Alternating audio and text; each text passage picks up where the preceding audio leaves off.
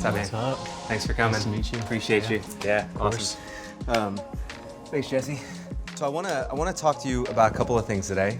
Sport, inclusivity, American soccer, what we're doing right, but I think also more importantly, the areas that we can get better in terms of LGBTQ+ inclusivity. You said you knew very early in your life that you wanted to be a soccer player, but that you felt at the time like to achieve that dream, you might have to leave a part of you behind, and that it took you a while to get to the point where you felt like there's no shame in being a gay male athlete, right? And you wanted to normalize it as best you could so that other kids who are coming up don't necessarily have to go through that same experience, or not the same intensity of that experience maybe that you went through.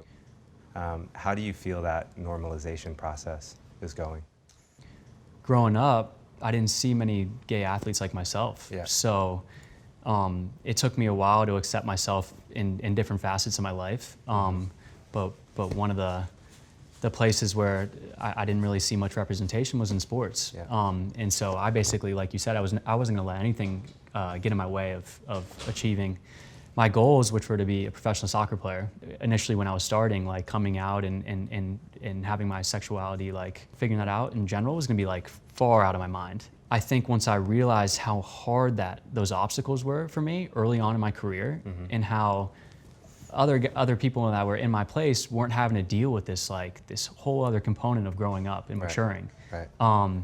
And I think that if I could make that process easier or speed that up for people, it would only be right. Because in general, I had a pretty good, easy experience, but there still is that like growth that like just straight athletes don't have to go through. How are we doing, do you think, at making our sport and our game as inclusive as possible for kids who are in that extremely formative time of their lives, figuring things out and creating safe spaces for them? Yeah, I mean, it's tough to say. I mean, for my own journey, I was in youth soccer. I played at the DC United Academy. I had my unique experiences with maybe coaches that were maybe didn't use the right language at times, teammates that I loved but used tough language. And then I went to college at Wake, and I had an amazing experience, but that wasn't easy for me either. It was honestly really refreshing going into a professional locker room.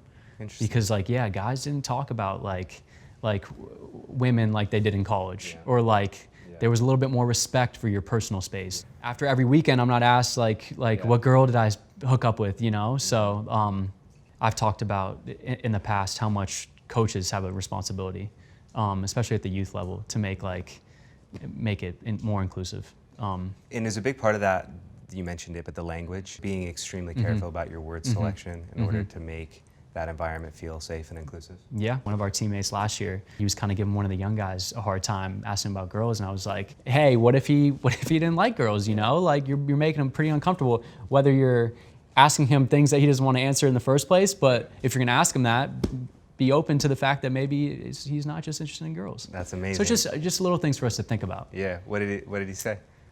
My teammate, he really appreciated it. It really made him think, you know? And I think that's what's cool, because all you need to do is give someone a different idea or a different way to think, and from there they'll either like address it and think about it in a different way, or they'll still be maybe stuck in their ways. But you just gotta give them the chance to do better.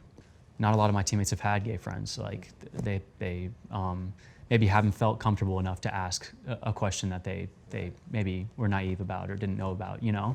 So like within those conversations, and like as long as they're respectful, like that's where like the real growth is. What does it mean to you, the idea of allyship, and what do you think the primary barriers are that are preventing people from being better allies? It's about standing up for something that doesn't personally affect you. For me, that's what allyship is.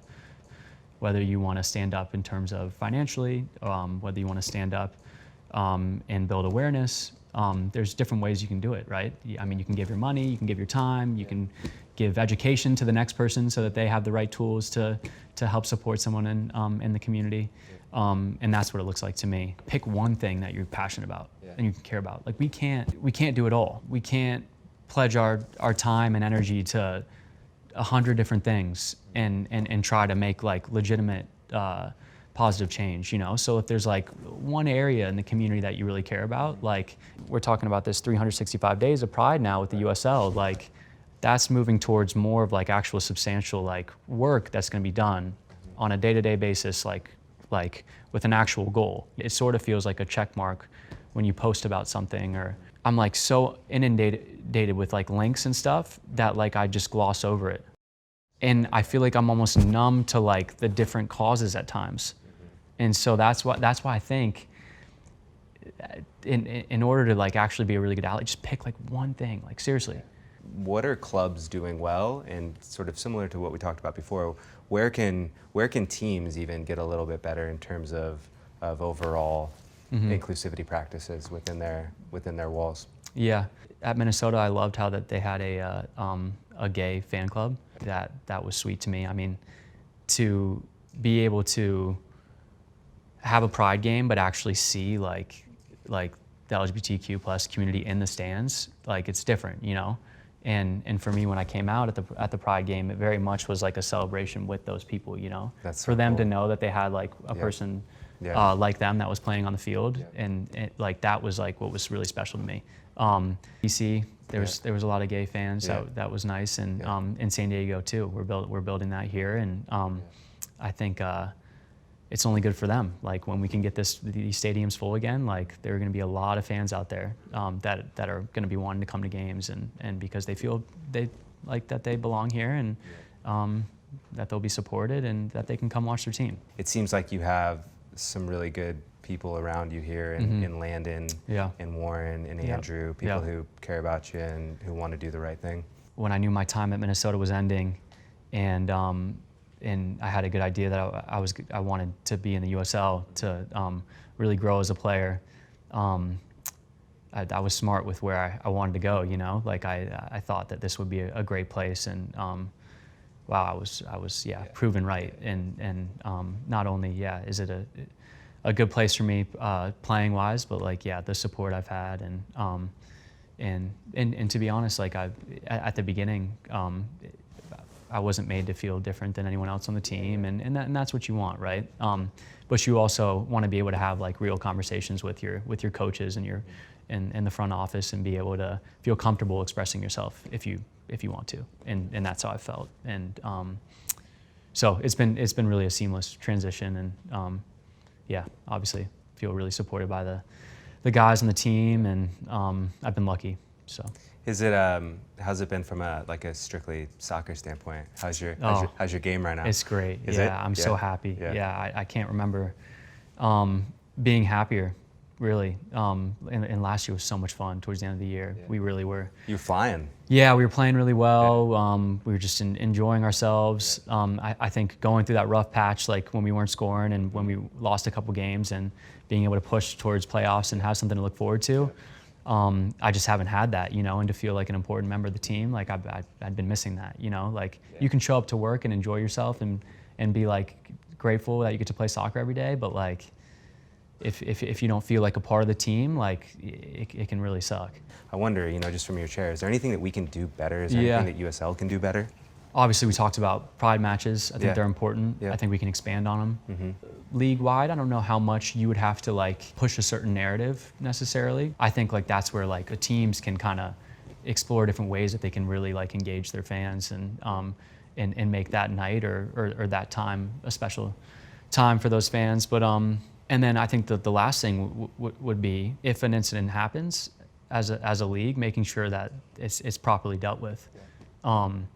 And I think with the incident that happened, I think the league did a good job of addressing it, taking it very seriously, and making sure that people understand that if there are going to be issues, that whether it's with fans or players or coaches, there's going to be things that are going to happen, and as long as they're properly reprimanded, that's all you could ask for. Our league is unique that it's a younger league. I don't know if I'm right. Do you know what the age the average ages compared to the MLS, or just like It would be younger, in-world? but I don't It would know. be younger, I don't know yeah. the specific So age. I feel but, like yeah. they're, like there's a lot of education that can be done there. Like if you, like we have some younger guys in this league, like probably more than the average league maybe, and I feel like there's some real education that can be done there. I know it's never fun like having those like meetings, but I think like in preseason, like we should be having a little bit more, like the league can enact like maybe some proper like education that like, and I think it'd be good for everyone involved just to maybe like think about something that they haven't thought about, or get some education about like just simple HR stuff that like maybe players don't have to think about. Right. But then on the organizational level, yeah, I think you're right. It's a challenge though. Like some clubs are going to be better at others. And what do you do in that case? You know, and how what right does the league have to say to a team that like their front office or their coaches aren't doing something that they want, or they're not being as inclusive as it's a hard balance. Yeah, for sure. But I think you can make sure that maybe the right education is in place, and so, and if it's clear that it's not, then you can ask for someone to be to take the right steps to maybe work on that. I think that makes all the sense in the world. Look, one of the things that we're trying to solve for is, it's one thing to sit down for a 30-minute session once a year, right? And like preventing it going in one ear and out the other ear, and you return back to the status quo, and whether or not the lessons learned along the way carry with you is hard. It's hard to ensure, right? So I think we're just trying to, and I think every organization, it's not just USL, it's every sports organization on the planet, is trying to figure out how to, just how to be better, right? It seems from the outside looking in that the women's game is light years ahead of the men's game in terms of its overall inclusiveness. Why do you think that is? There's the domino effect of once a couple players have come out and been supported by their teams, then it gives it makes it easier for the next, and then it's kind of cool because then you see, I mean, there's such good representation at that level that you see that now the women they're able to do it at their own level too. Like not everyone has to be the poster child and be the out person, and be, you can have a person that maybe doesn't have to do the social aspect of it or come out publicly, you know, but because they're just accepted by their teammates, and they've already had a couple people do that, pick up the burden. But on the men's side, that's just not the case, you know. So I think we're going to have a couple more people come out publicly before you can have a guy on the team that's just, yeah, I'm out and that's cool and I'm supported by my teammates, but I don't need to do anything beyond that, you know. And ideally, we wouldn't have to, like, ideally, no one would have to speak out or make a big public situation about it. But I just think in the women's game, you like they've had those people come out, so they're just like they're so much further ahead in terms of it not being a big deal. But until we have a couple more people come out, especially at that level, and in other sports too, right? Like, hey, like we could have a couple soccer players, but have like a ton of different basketball players, football players, and then okay, if a soccer player comes out, who cares? If I was to ask you, you know, why do you think more gay male why more male athletes who are gay have not come out? Yeah, 'cause I think it's harder to. It's just harder. Yeah, it's harder to be open with your teammates and facing being insecure about what they might think or what they might say, or not being comfortable enough with yourself because you haven't been able to come out to your own friends, you know, let alone your teammates. You know, there's plenty of people that can't even come out to their own friends.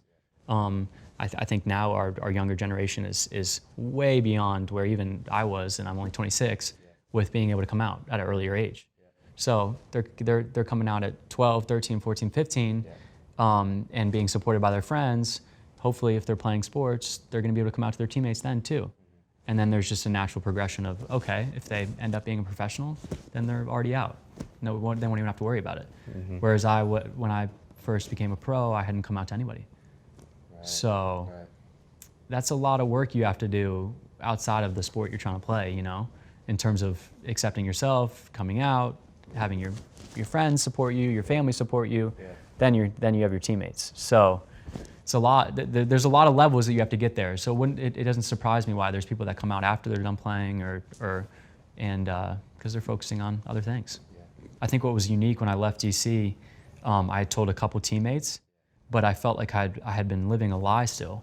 So when I got traded to Minnesota, I used it as an opportunity to just completely write a new chapter and not lie. So the first opportunity I got at preseason, when a teammate asked like if I was dating a girl or something, I just came out to a bunch of my teammates at dinner and said, no, I'm gay. All I needed to do was that one time, because then I didn't lie. I'm very much like a proponent of like to just like give the people that are around you like a chance to like just receive you for who you are, you know, and deal with other stuff after. Like you're gonna get. We learn quickly as athletes. You're gonna have people that say things about you that you don't agree with, or that are gonna be super negative about you for no reason. And I think when you learn that's always gonna be the case, that's the healthiest thing to learn. But you live and you learn. So. You live and you learn. Well, it's brought you to San Diego, California, which is like one of the most beautiful places on the planet, surrounded by good people, still playing the sport you love, still an doing ambassador for the LGBTQ plus community, all at the age of 26. That's pretty impressive. Yeah, no, it's good. It's good. I try to just remind myself that I'm still doing this, you know? In the long off season, I was in and around my club a little bit and training some kids, and just like having that full circle, being like, I'm still playing and doing this thing, and all these little kids maybe would one day want to do this. It's pretty cool to remind yourself that. Last question for you is, what would your message be to a young aspiring footballer who might stumble across this interview one day and be trying to break into the sport and be trying to become the kind of player you are today? What would you tell them? Your sexuality should never limit you from playing the sport you love, and don't let anything get in the way of you pursuing your dreams of playing soccer. And it's a sport for everybody. You're gonna meet some amazing people in the game, and please play it and fall in love with it, because it's the best sport.